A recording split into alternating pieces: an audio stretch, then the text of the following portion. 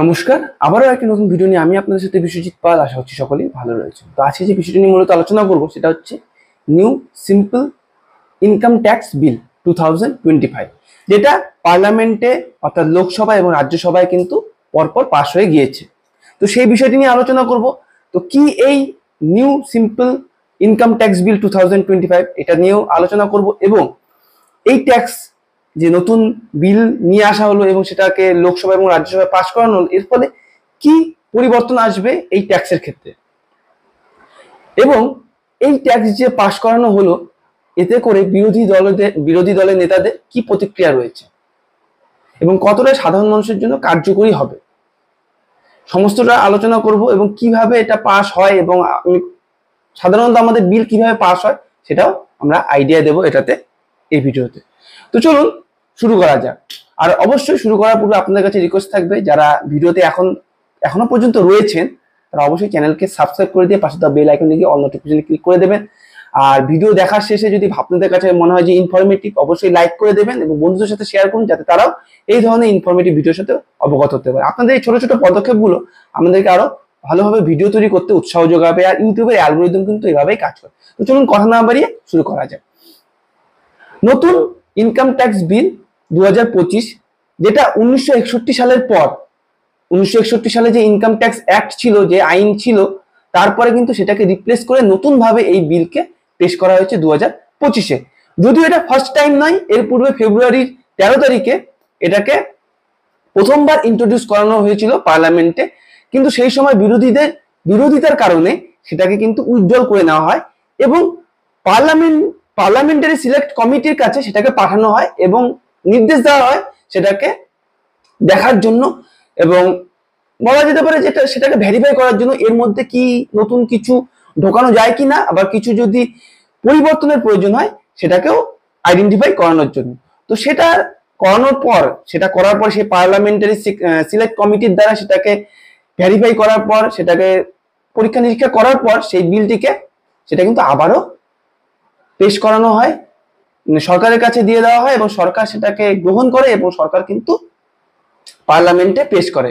সেটা প্রথমে লোকসভায় পেশ করা হয় 8ই অগস্ট এবং 11ই অগস্ট সেটাকে পাস করানো হয় বিপুল মেজরিটির মাধ্যমে। তো এই মেজরিটিটা কি হিসাবে করা হয় দেখুন, লোকসভা এবং রাজ্যসভা উভয় কক্ষেই কিন্তু, লোকসভার নিম্নকক্ষ, একবার ভালো করে বুঝিয়ে দিচ্ছি, আমাদের পার্লামেন্টে সাধারণত কি থাকে, দুটো কক্ষ থাকে। নিম্নকক্ষ হচ্ছে লোকসভা আর আপার কক্ষ হচ্ছে রাজ্যসভা, ঠিক আছে। তো লোকসভারও মেজরিটির প্রয়োজন হয়, তারপর রাজ্যসভায় যায়, রাজ্যসভা মেজরিটির পর সেটা রাষ্ট্রপতির কাছে যায়, অর্থাৎ প্রেসিডেন্টের কাছে যায়।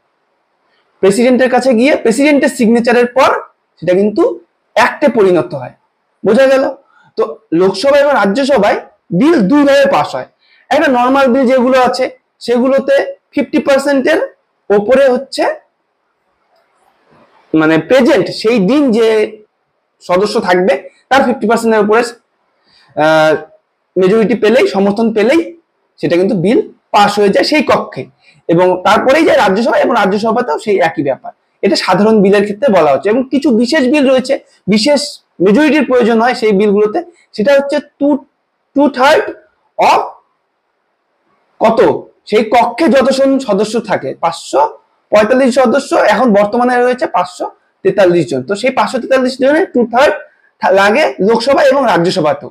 রাজ্যসভায় সদস্য সংখ্যা কম থাকে, তো সেখানে 2/3 লাগে, সেখানে বিশেষ কিছু বিলের ক্ষেত্রে।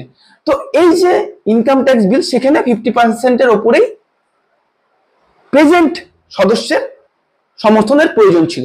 তো স্বাভাবিকভাবে পার্লামেন্টে, লোকসভায় সেটা বিল সমর্থন পেয়েছে এবং তারপরে কিন্তু রাজ্যসভায় গিয়েছে এবং রাজ্যসভাতেও মঙ্গলবার অর্থাৎ পরের দিনই, অর্থাৎ 12ই অগস্ট সেটা কিন্তু বিল পাস হয়ে যায় এবং সেটা পরবর্তীতে প্রেসিডেন্টের কাছে পেশ করা হবে এবং প্রেসিডেন্ট সেটাকে পড়ে দেখবে।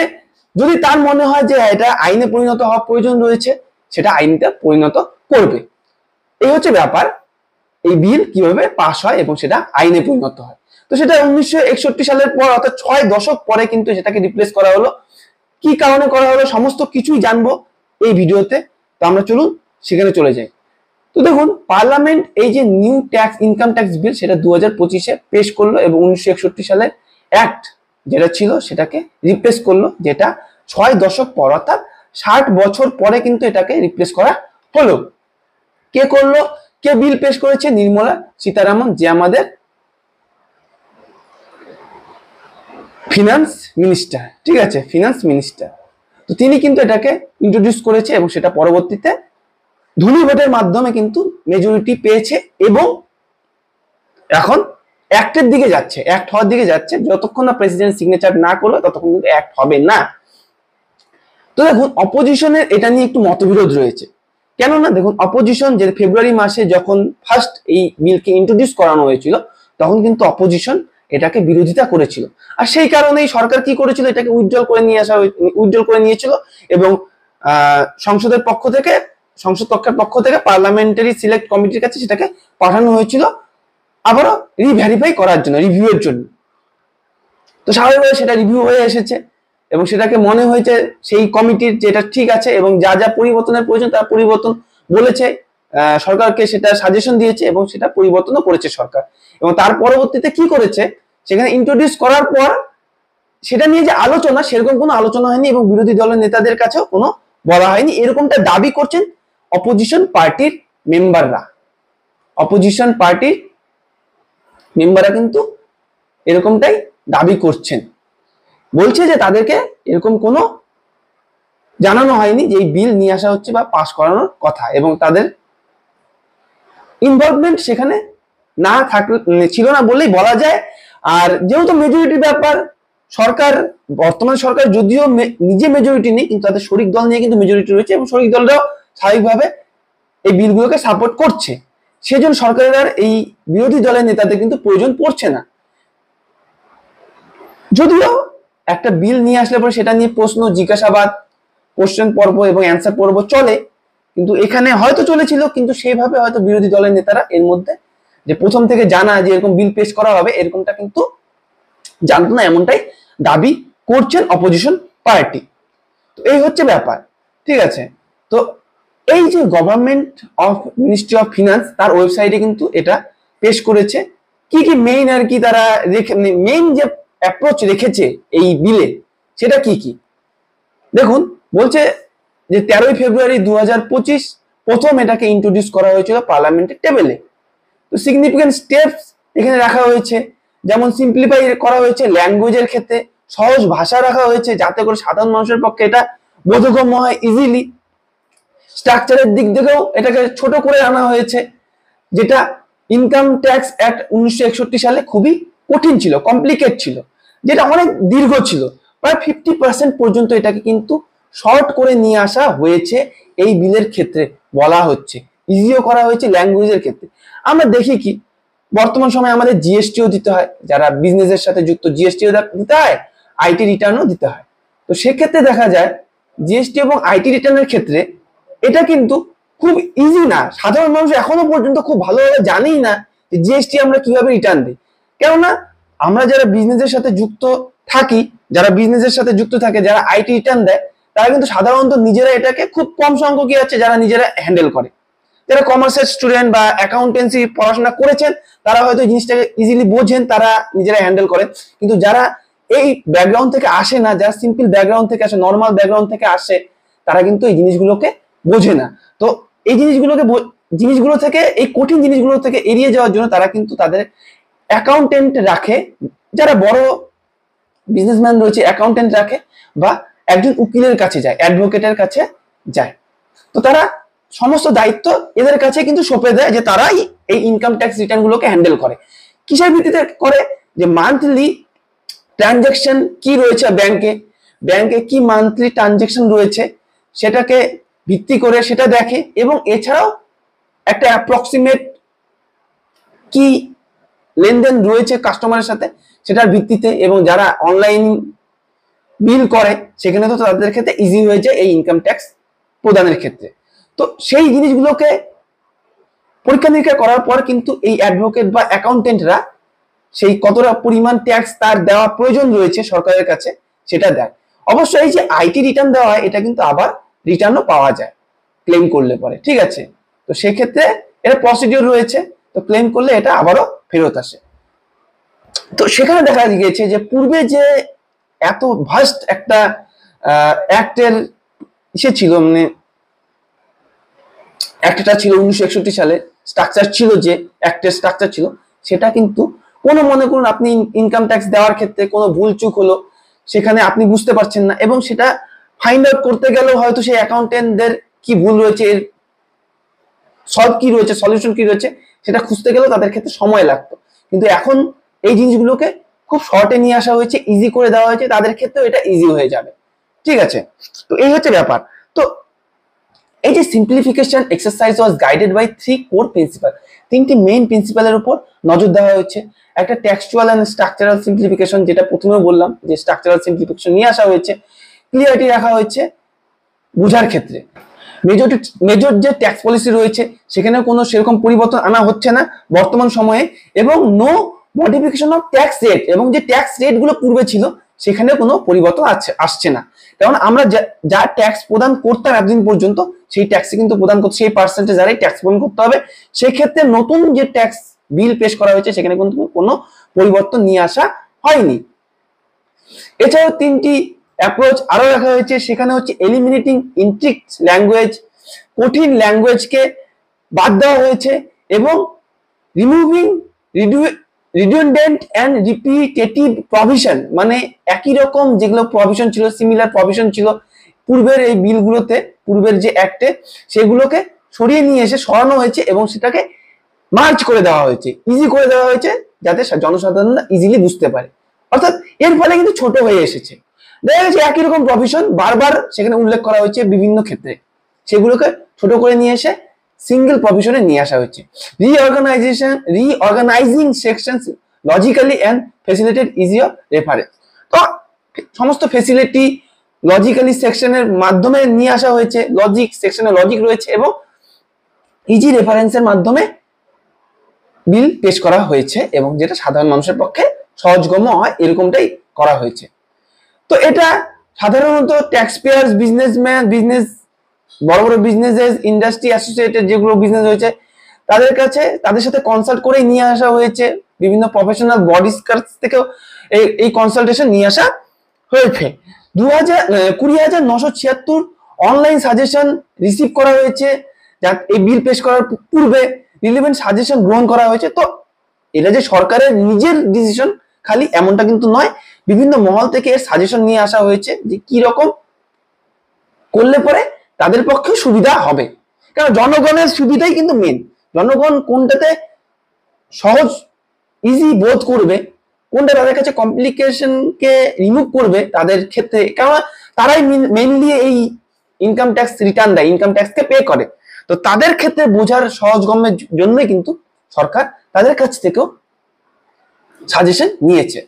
তো মূলত এই যে প্রথম এই যে বিল নিয়ে আসা হয়েছে, সেখানে যদি আমরা কম্পেয়ার করি বর্তমানে, অর্থাৎ পূর্বের যেটা ইনকাম ট্যাক্স অ্যাক্ট 1961 রয়েছে সেটা এখনো চলছে, কেননা সামনের সাল অর্থাৎ 2026-এর এপ্রিলের 1 তারিখ থেকে কিন্তু নতুন যে বিল অ্যাক্টে পরিণত হতে চলেছে সেটা ইমপ্লিমেন্ট হবে। ঠিক আছে, তো এখনো পর্যন্ত পূর্বের ইনকাম ট্যাক্স অ্যাক্টের অধীন যে আইন লাগু রয়েছে, যে প্রভিশন চলছে, ইনকাম ট্যাক্স পে করা হচ্ছে, এপ্রিল মাস পর্যন্ত চলবে, অর্থাৎ মার্চের 31 তারিখ অবধি, মার্চের 31 তারিখ অবধি চলবে, এবং এপ্রিলের 1 তারিখ থেকে নতুন প্রভিশন চালু হবে। তো সেখানে দেখা গেছে পূর্বে যে প্রভিশন এখন বর্তমানে যেটা চলছে, সেখানে প্রায় 5,12,535 ওয়ার্ড ছিল, ইউজ করা ছিল, এবং সেটা বর্তমানে 5,59,676 এসেছে, কমে হয়েছে প্রায় 2,52,859 ওয়ার্ড কমে গেছে। চ্যাপ্টার 47 থেকে 23-এ এসে গেছে, এটাও ইজি হয়েছে, 24টি চ্যাপ্টার কমে গেছে, এবং 819-এর জায়গায় 536 সেকশন এসেছে, যেখানে 283 সেকশন কমে গেছে। এখানে টেবিল সংখ্যা বেড়েছে, 18 থেকে 57-তে 39টি টেবিল এসেছে, এবং ফর্মুলে 6টা থেকে 46-এ এসেছে, এটা অ্যাডিশন করা হয়েছে 40টি ফর্মুলে। তো এই যে কোয়ান্টিটিভ ইমপ্রুভমেন্ট, সেটা পূর্বেও যেগুলো বললাম সেটাকে আবার রিভিশন করা হচ্ছে, এটা আর বলছি না। তো এই হচ্ছে ব্যাপার, এই মোস্ট চেঞ্জেস গুলো এসেছে। তো এখানে দেখা যায় আমরা বাংলায়ও নিয়ে এসেছি যাতে আপনাদের ইজি হয় এই জিনিসগুলো বোঝার জন্য, ঠিক আছে। তো দেখা যাচ্ছে নতুন আয়কর বিল 2025-এর প্রধান বিষয়গুলো হচ্ছে প্রস্তাবিত যে আইন লেখা হয়েছে সেখানে 50% কমিয়ে আনা হয়েছে স্ট্রাকচারের দিক দিয়ে এবং ওয়ার্ডের দিক দিয়েও, যার ফলে এটি আরো সহজ এবং সহজে বোঝার মতন হয়েছে। এটা আপনার স্ক্রিনশট নিয়ে রাখতে পারেন বোঝার জন্য। তো এটি কর গণনার সময় সরল করেছে, অ্যাসেসমেন্ট ইয়ারের বদলে এটা প্রিভিয়াস ইয়ার ইউজ করা হতো এবং সেটা পরবর্তীতে ট্যাক্স ইয়ার, এখন বর্তমান সময় ট্যাক্স ইয়ার হিসাবে ব্যবহার করা হবে। যে এক বছরের যে ট্যাক্স টার্ম ইয়ার, আমরা যে ইয়ারের ভিত্তিতে আমরা ট্যাক্স প্রদান করি এক বছরের ট্রানজাকশনের ভিত্তিতে, লেনদেনের ভিত্তিতে, তো সেটাকে এখন ট্যাক্স ইয়ার হিসাবে সম্বোধন করা হবে। সংশোধিত আয়কর বিলে করদাতাদের জন্য দেরিতে রিটার্ন জমা দেওয়ার পরও ফেরত চাওয়ার সুযোগ রয়েছে। অর্থাৎ পূর্বে যদি আপনি দেরিতে কর দিতেন সেখানে ফাইন লাগতো, কিন্তু এখন বর্তমানে ফাইন লাগতো এবং এই রিটার্ন চাওয়া যেত না, ক্লেম করা যেত না, কিন্তু এখন বর্তমানে সেটার প্রাবধান রয়েছে। যদিও তাদের উচিত সময় মতন ব্যক্তিগত রিটার্ন জমা করা। আমাদের উচিত কি? সরকারকে সময় মতন রিটার্ন দেওয়া, এটাই বলা হয়েছে। নতুন আয়কর বিল 2025-এ ধর্মীয় ট্রাস্টগুলোর কাছে বেনামি অনুদানের উপর কর ছাড়ের বিধানগুলো বর্তমান সময়ে ধরে রেখেছে। বেনামি অনুদান বলতে কি? যাদের মনে করুন কর করের পুরোপুরি যে তাদের ইনকাম সেটাকে কিন্তু শো করে না এবং কর ফাঁকি দেয়, সেক্ষেত্রে কিন্তু সেগুলো ব্ল্যাক মানি হিসাবে পরিগণিত হয়। এবং সেক্ষেত্রে দেখা যায় তারা কি করে, বিভিন্ন ধর্মীয় ট্রাস্ট মন্দিরে প্রদান করে তাদের ইনকামের একটা অংশ। তো সেক্ষেত্রে তারা কিন্তু আয়কর থেকে ছাড় পায়। এই ক্ষেত্রে তাদের ইনকামের ক্ষেত্রে আয়কর থেকে একটা ছাড় পায়। তারা যখন আয়কর প্রদান করে সেখানে দেখিয়ে দেয় যে তারা এই পরিমাণ টাকা প্রদান করেছে এই ট্রাস্টগুলোতে, তো সেক্ষেত্রে ছাড় পেয়ে যায়। তো এটা বর্তমান সময়েও ছাড় রয়েছে। এবং ক্ষুদ্র এবং মাঝারি উদ্যোগ ক্ষেত্রে অর্থাৎ এমএসএমইর ক্ষেত্রে বিভিন্ন বিধান সংশোধন করা হয়েছে, ঠিক আছে। টিডিএস এর সংশোধন দাখিল করার সময়সীমা আগে 6 বছর থেকে কমিয়ে 2 বছর আনা হয়েছে। অর্থাৎ টিডিএস এর বিভিন্ন অসুবিধার প্রবলেম হলে সেটা সংশোধনের জন্য অ্যাপ্লাই করলে পরে আগে 6 মাস পর্যন্ত, অর্থাৎ 6 বছর পর্যন্ত সময় রাখতো, সেটা 2 বছরে নিয়ে আসা হয়েছে। এতে টিডিএস কর্তনকারীদের অভিযোগ উল্লেখযোগ্যভাবে কমে আসবে। তো এই জিনিসগুলো কিন্তু রাখা হয়েছে। তো নতুন আয়কর বিলটি পেনশন এবং গ্র্যাচুইটি পেমেন্টের ক্ষেত্রে কর ছাড়ের বিষয়ে স্পষ্ট ব্যাখ্যা দিয়েছে। কর বিশেষজ্ঞরা বলছেন যে এই সংস্কারগুলো ব্যক্তি, সংস্থা এবং এমএসএমইর জন্য একটি সহজে অনুমানযোগ্য এবং যুক্তিসঙ্গত কর কাঠামো তৈরি করবে, যা আভ্যন্তরীণ বিনিয়োগ এবং বিদেশি বিনিয়োগ আকর্ষণ করতে সাহায্য করবে। তো যখন ইজি হয়ে যাবে ট্যাক্সেশন প্রসিডিওর, তখন বিদেশি নিয়োগ যারা এখানে নিয়োগ করতে চায় দেশের ভেতরে, তারা সহজেই আকর্ষিত হবে, এটাই বলেছে এই বিধি। গৌরীপুরী এবং শার্দুল অমরচাঁদ মঙ্গল দাস উল্লেখ করেছেন যে প্রাথমিক প্রস্তাবে আবাসন সম্পত্তি পেনশন কর্তন এবং দেরিতে জমা দেওয়ার জন্য ক্ষতিপূরণ সম্পর্কিত কিছু অস্পষ্টতা ছিল। সংশোধিত বিলটি এসব সমস্যার সমাধান করে বিরোধ কমিয়ে দেবে, স্বচ্ছতা বাড়াবে। এটা পরবর্তী সময়ে আর কি করবে। কিছু অস্পষ্টতা রয়েছে, পেনশন কর্তন যারা রয়েছে, আবাসন সম্পত্তি কর যারা দেয় এবং দেরিতে জমা দেওয়ার ক্ষেত্রে ক্ষতিপূরণ সম্পর্কিত কিছু, এই ট্যাক্স দেরিতে দেওয়ার ক্ষেত্রে যে ক্ষতিপূরণ দিতে হয় সেখানে পুরোপুরি ক্লিয়ারিটি আনা হয়নি, সেটা পরবর্তী সময় ক্লিয়ারিটি আনা হবে, এটা বলা হচ্ছে। তো সংশোধিত বিলটি অপ্রয়োজনীয় এবং একই ধরনের ধারাগুলোকে সরিয়ে দিয়েছে। যেটা পূর্বে বললাম যে অপ্রয়োজনীয় এবং একই ধরনের যে সেম ধারাগুলো রয়েছে সেটা এই সংশোধিত বিলতে যেটা রিপ্লেস করা হচ্ছে, বিলটি আইনটিকেও রিপ্লেস করা হচ্ছে, সেটাতে পুরোপুরি ধারাগুলোকে কমিয়ে নিয়ে আসা হচ্ছে, অর্থাৎ সিঙ্গেল প্রভিশনে নিয়ে আসা হচ্ছে। এর ফলে সহজে খোঁজার জন্য বিভাজনগুলোকে আরো সুশৃঙ্খল করা হয়েছে, অর্থাৎ সহজে খুঁজে পাওয়া যাবে। এটি সরল পরিভাষা ব্যবহার করে অ্যাক্সেস যোগ্যতা বাড়িয়েছে এবং আরো ভালো স্বচ্ছতার জন্য পুরনো অপ্রচলিত বিধানগুলোকে বাদ দিয়েছে। অর্থাৎ যেটা প্রয়োজন ছিল না সেরকম বিধানগুলোকে বাদ দিয়ে দিয়েছে। নির্দিষ্ট কিছু আয়ের উপর 50% হারে বাধ্যতামূলক বিনিয়োগ এবং জমা করার বিধান যা আগে প্রয়োজন ছিল তা বাদ দেওয়া হয়েছে। অর্থাৎ পূর্বে একটা নিয়ম ছিল যে 15% হারে কিছু নির্দিষ্ট আয়কর, একটা প্রভিশন ছিল, একটা বিশেষ ধরনের কিছু আয়কর যারা দেয় তাদের ক্ষেত্রে তাদের আয়ের 15% বিনিয়োগ করতে হতো, আবারও বিনিয়োগ করতেই হবে, এমনটা কিন্তু প্রভিশন ছিল এবং এছাড়া জমা করার বিধানও ছিল। তো সেক্ষেত্রে এই জিনিসটাকে বাদ দিয়ে দেওয়া হয়েছে এবং বলা হচ্ছে যে ধারা 187 এ ধারা 187 কে সম্প্রসারিত করা হয়েছে, যেখানে পেশাজীবীদের অন্তর্ভুক্ত করা হয়েছে, যাদের মোট প্রাপ্তি 50 কোটি টাকা ছাড়িয়ে যায় তাদের জন্য নির্ধারিত ইলেকট্রনিক পেমেন্ট পদ্ধতি ব্যবহার করার সুবিধা দেওয়া হচ্ছে। অর্থাৎ 50 কোটি টাকা পর্যন্ত যাদের লেনদেন ছাড়িয়ে যাচ্ছে বা ট্রানজেকশন হচ্ছে, সেক্ষেত্রে ইলেকট্রনিক পেমেন্ট পদ্ধতি ব্যবহার করার সুবিধা দেওয়া হচ্ছে। অর্থাৎ 50 কোটি টাকা ছাড়িয়ে যাচ্ছে ট্যাক্সের ক্ষেত্রে, এরকমটাই বলা হচ্ছে। ঠিক আছে, তো ট্যাক্সের ক্ষেত্রে তো কিছু কঠিন থাকেই, সমস্তটা ক্লিয়ার হয় না। নতুন খসড়া আইনে প্রস্তাবিত কিছু পরিবর্তন, তো আমরা প্রথমে যেগুলো হচ্ছে আর কি, বিশেষ বিশেষ কিছু প্রভিশন গুলোকে বললাম। তো সেই পরিবর্তনগুলোতে কি আসছে? অতিরিক্ত কর ফেরত পাওয়ার সুবিধা থাকছে, অর্থাৎ অতিরিক্ত কর দেরিতে রিটার্ন করলে পরেও যে অতিরিক্ত কর রিটার্ন পাওয়ার যে প্রভিশন, সেটা ফেরত দেওয়ার প্রভিশন থাকছে, সেটা পূর্বে বললাম। টিডিএস জমা দেওয়ার ক্ষেত্রে কোনো জরিমানা নেই, পেনাল্টি দিতে হবে না দেরিতে জমা দেওয়ার ক্ষেত্রে। নীল টিডিএস সার্টিফিকেট, অর্থাৎ যাদের কোনো করের প্রসিডিওর নেই, যাদের কর দিতে হয় না, তারা কিন্তু এখন অগ্রিম নীল টিডিএস সার্টিফিকেট দাবি করতে পারেন। এই নিয়মটি ভারতীয় এবং অনাবাসী উভয় করদাতার জন্যই প্রয়োজন রয়েছে। বদলি পেনশনের জন্য কর ছাড়, যারা এককালীন পেনশন বা নির্দিষ্ট কিছু পেনশন প্রকল্পের টাকা পান, অর্থাৎ এলআইসি পেনশন ফান্ডের মতন ফান্ড থেকে টাকা পান, তাদের জন্য কর ছাড়ের একটি স্পষ্ট ধারা থাকবে। আগের খসড়াতে এই বিষয়টি অস্পষ্ট ছিল। কোম্পানির মধ্যে লাভ্যাংশ থেকে আয়, একটি কোম্পানি অন্য কোম্পানির শেয়ার থেকে যে লাভ্যাংশ পায়, অর্থাৎ দেখা যায় যে বড় বড় কোম্পানিগুলো একটি কোম্পানি আরেকটি কোম্পানির শেয়ার কিনে রাখে, তো সেই শেয়ারের থেকে যে লাভ্যাংশ পায় তার উপর কর ছাড় বর্তমানে চালু করা হয়েছে। এটি সেকশন 80M এর অধীনে যুক্ত করা হয়েছে। আগের খসড়াতে এই ধারাটি বাদ দেওয়া ছিল, এবং বিশেষ করে যে কোম্পানিগুলো 22% কর্পোরেট ট্যাক্স হার বেছে নিয়েছিল তাদের জন্য। তো এটা বর্তমান সময় বাদ দেওয়া হয়েছে। এটা বলা হচ্ছে কি, বিশেষ করে যে কোম্পানিগুলো 22% কর্পোরেট ট্যাক্স দিত, তাদের ক্ষেত্রে এটা পূর্বে ছাড় ছিল না, এখন বর্তমান সময় কিন্তু এটাকে আবারও লাভ্যাংশের ক্ষেত্রে, শেয়ারের ক্ষেত্রে ছাড় দেওয়া হচ্ছে, এটা চালু করা হচ্ছে। সম্পত্তি করের বিষয়টি স্পষ্টীকরণ করা হয়েছে। বাড়ির সম্পত্তি থেকে আয়ের উপর গণনা করা হয়েছে, যেমন স্ট্যান্ডার্ড ছাড় 30% ধরা হবে, যা সেকশন 21 অনুযায়ী নির্ধারিত হয়েছে। আবার বাড়ি কেনা, তৈরি করা বা মেরামত করার জন্য ঋণের সুদের উপর কর ছাড় পাওয়া যাবে।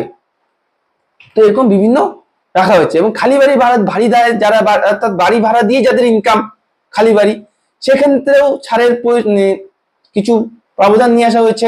আগের আইনে যদি কোনো বাড়ি বছরে কিছুটা সময় বা পুরো সময়টা খালি থাকতো, তাহলে তার যে বার্ষিক মূল্য গণনা করা হতো, যৌক্তিক প্রত্যাশা ভাড়া যেটা থাকতো, রিজনেবল এক্সপেক্টেড রেন্ট যেটা থাকতো, অথবা প্রকৃত ভাড়ার উপরেই কিন্তু যৌক্তিক প্রত্যাশিত ভাড়ার চেয়ে কম হতো, যেটা সেটার উপরেই এই ট্যাক্স দিতে হতো। কিন্তু নতুন আইনে খালি পড়ে থাকা বা ভাড়া দেওয়া বাড়ির বার্ষিক মূল্য গণনা করা হবে দুটি রাশির মধ্যে যেটি বেশি, অর্থাৎ আপনি খালি রেখেছেন বা ভাড়া দিয়েছেন, সেক্ষেত্রে যে ভাড়াটা দিতে হচ্ছে সেটা ক্ষেত্রে সব থেকে বেশি ভাড়াকেই কিন্তু ধরা হচ্ছে এই ইনকাম ট্যাক্সের ক্ষেত্রে, নতুনের ক্ষেত্রে যৌক্তিক প্রত্যাশিত ভাড়া অথবা প্রকৃতপক্ষে প্রাপ্ত ভাড়ার উপরে এটাকে লাগু করা হবে।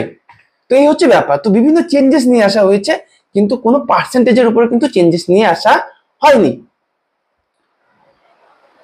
এই হচ্ছে ব্যাপার। মনে হয়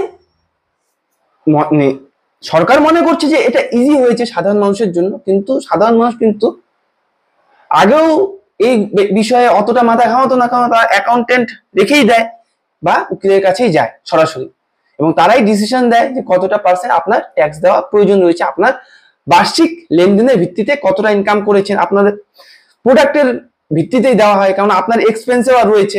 আপনি যে শুধু আর্নিং করছেন তা না, সে প্রফিট থেকে কিন্তু আপনি ইলেকট্রিক বিলও দিচ্ছেন, আপনার যদি কর্মচারী থাকে সেই কর্মচারীদেরও কিন্তু আপনি বেতন দিচ্ছেন। তো সেই সবকিছু বাদ দিয়ে কিন্তু আপনার ইনকামকে ধরা হবে, এক্সপেন্সেস বাদ দিয়ে ইনকামকে ধরা হয়, এবং ইনকাম ধরার পরে তার উপরে কিন্তু ট্যাক্স পে করা হয়, ইনকাম ট্যাক্স পে করা হয়, এবং সেটাকে ক্লেমও করা যায়। তো বিভিন্ন ক্ষেত্রে যেটা আমি আলোচনা করলাম, বিশেষ বিশেষ যেগুলো সাধারণ মানুষের প্রয়োজন রয়েছে সেই বিষয়গুলোকে আইডেন্টিফাই করানোর চেষ্টা করলাম, সামনে তুলে ধরার চেষ্টা করলাম। তো এই হচ্ছে ব্যাপার। তো মেইনলি এই নতুন যে ট্যাক্স, ইনকাম ট্যাক্স, সেটাকে ইজি করা হয়েছে, ভাষার ক্ষেত্রে শর্ট করা হয়েছে, ইজি করা হয়েছে। তো দেখা যাক আগামী সময় কি হয়, কেননা এপ্রিলের 1 তারিখ থেকে, অর্থাৎ 2026 1 তারিখ থেকে সেটা কার্যকরী হবে বলা হচ্ছে। কতটা কার্যকরী হয় এবং সাধারণ মানুষের কতটা এটা বোধগম্য হয়, সেটাও কিন্তু দেখার ব্যাপার রয়েছে। এখন সেটা অ্যাক্টে হওয়ার অপেক্ষা, প্রেসিডেন্টের সিগনেচারের অপেক্ষা রয়েছে। তো এই ছিল বিষয়। তো আপনাদের মতামত কি এই বিষয় নিয়ে অবশ্যই কমেন্ট সেকশনে জানাবেন। আপনাদের মতামত অবশ্যই গুরুত্বপূর্ণ। অবশ্যই বন্ধুদের সাথে শেয়ার করবেন, আর ভিডিওটি ইনফরমেটিভ মনে হলে লাইক করে দেবেন। যারা চ্যানেলকে এখনো সাবস্ক্রাইব করেননি, যারা এরকম ভিডিও নোটিফিকেশন চান সবার আগে, তো অবশ্যই চ্যানেলে সাবস্ক্রাইব করে দিয়ে পাশে দেখুন একটা বেল আইকন রয়েছে, বেল আইকনে গিয়ে অল নোটিফিকেশনে ক্লিক করে দিন, যাতে করে পরবর্তী সকল ভিডিও নোটিফিকেশন আপনাদের কাছে পৌঁছে যায়। আর অবশ্যই কমেন্ট সেকশনে গিয়ে দেখবেন একটা হাইপ বলে অপশন রয়েছে, হয়তো সবার কাছে যাবে না, কিছু কিছু ব্যক্তির কাছে সেটা দেখায় হাইপ। সেই কমেন্ট সেকশনকে সোয়াইপ করলে পরে হাইপ অপশন আসে, এবং সেখানে কিছু কয়েন তারা ইউটিউবের থেকে দিয়ে রাখে আপনাকে, এবং সেটা আপনি আমার এই চ্যানেলে এই ভিডিওতে প্রোভাইড করতে পারবেন, যাতে করে কি হবে আমাদের ভিডিও রিচ আরো বাড়বে। এতে করে আপনাদের অ্যাকাউন্ট থেকে বা আপনার ব্যাংক অ্যাকাউন্ট থেকে কোনো চার্জ হবে না, কারণ আপনার অ্যাকাউন্ট কানেক্টেড নয়। এটা পুরোপুরি বিনামূল্যে, এবং আপনাদের এটা সুযোগ থাকে হয়তো সপ্তাহে 3 বার ম্যাক্সিমাম, তো সেটা আপনি দিয়ে আমাদের চ্যানেলকে হেল্প করতে পারেন। তো চলুন পরবর্তী ভিডিওতে আবারও দেখা হচ্ছে। সবাই সুস্থ থাকবেন, ভালো থাকবেন, এরকম ইনফরমেটিভ ভিডিওর সাথে আমাদের সাথে থাকবেন। জয় হিন্দ, জয় ভারত।